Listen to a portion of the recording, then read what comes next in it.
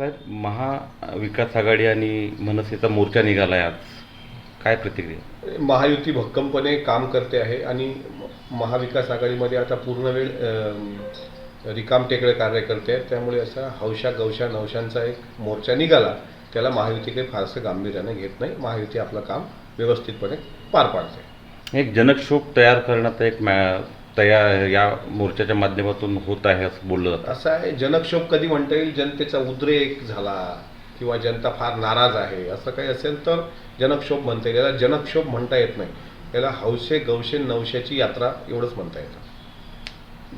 महाविकास आघाडीला आणि मनसेला फायदा होईल का निवडणुकीत?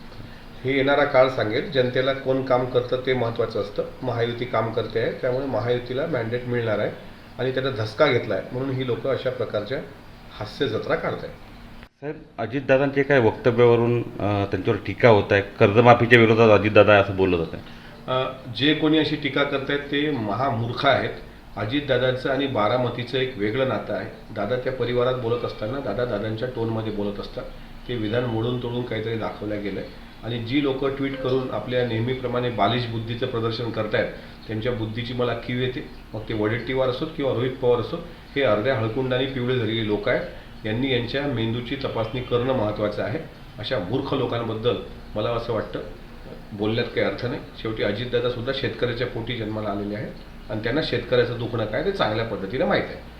प्रत्येक वेळा अजितदादांच्या बोलण्यावरून त्यांना आरोपीच्या पिंजऱ्यात काबू केलं जातं. अजितदादाशिवाय महाराष्ट्रामध्ये आता कोणाला TRP भेटू शकत नाही. असे अनेक लोक येतात, अनेक लोक आपापल्या पद्धतीने टीका टिप्पण्या करतात, पण दादा त्याकडे दुर्लक्ष करतात. दादांच्या कामात असतात.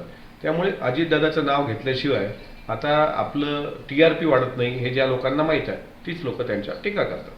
साहेब, राष्ट्रवादी ही शरद पवारांची, असं तुमचे मित्रपक्षाचे नेते मंत्री चंद्रकांत दादा म्हणतात. कधी कधी चंद्रकांत दादांची स्लिप ऑफ टंग होत असते. ते मित्र पक्षात आहोत की महाविकास आघाडी मध्ये आहोत हे ते विसरून जातात.